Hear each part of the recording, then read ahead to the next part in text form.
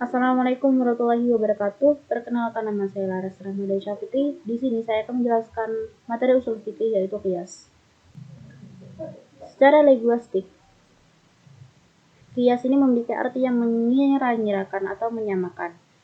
Mengqiyaskan berarti menyamakan suatu yang dengan suatu yang lain karena persamaan-persamaan terdapat di antara keduanya.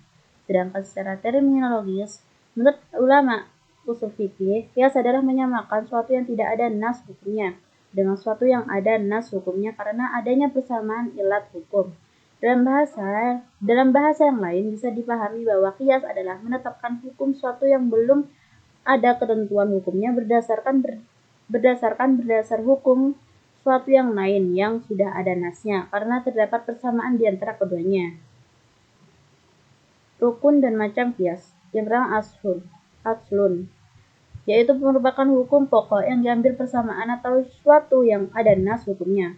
Salah hukum yang hendak dipindahkan kepada cabang masih ada pada pokok.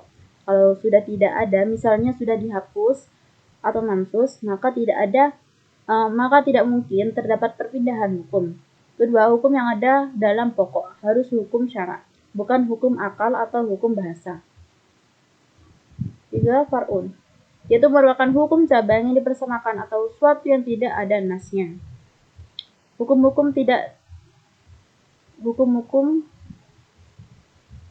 cabang lebih dulu adanya daripada hukum pokok.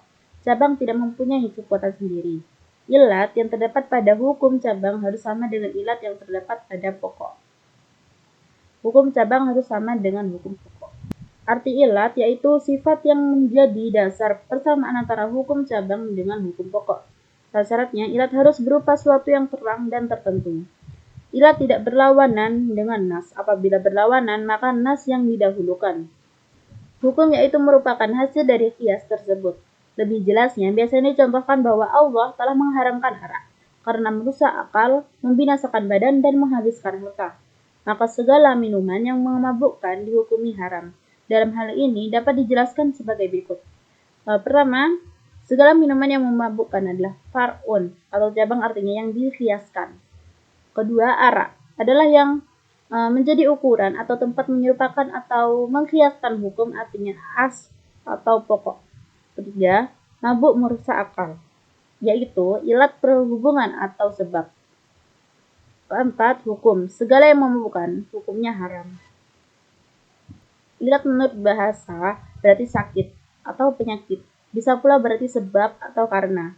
Para usuliyin memberikan pengertian terhadap ilat, yaitu sifat yang ada pada as, yang sifatnya itu menjadi dasar untuk menetapkan hukum, serta untuk mengetahui hukum pada fa, yang belum ditetapkan oleh hukumnya.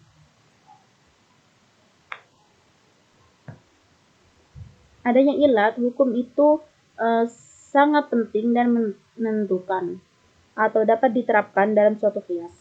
Suatu kesimpulan tidak dapat ditarik secara qiyas jika tidak ada persamaan antara ilat atau pada kasus yang satu dengan kasus yang lain. Untuk mencari ilat dilakukan beberapa cara berikut. Yang pertama, nas yang menunjukkan.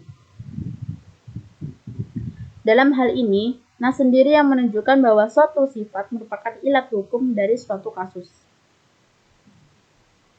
Petunjuk nas ini tentang ilat hukum ada dua macam, yaitu sarahah dan isyarah atau ijma. Kedua, ijma yang menentukan maksud. Yang kedua, ijma yang artinya menunjukkan. Maksudnya bahwa ilat itu ditetapkan dengan ijma. Misalnya, belum baligh menjadi ilat dikuasai oleh wali harta anak yang belum dewasa. Ilat ini disepakati oleh para ulama. Ketiga, dengan penelitian atau ijtihad, yaitu ilat yang diketahui melalui penelitian atau ijtihad. Mungkin hanya itu yang bisa saya sampaikan. Assalamualaikum warahmatullahi wabarakatuh.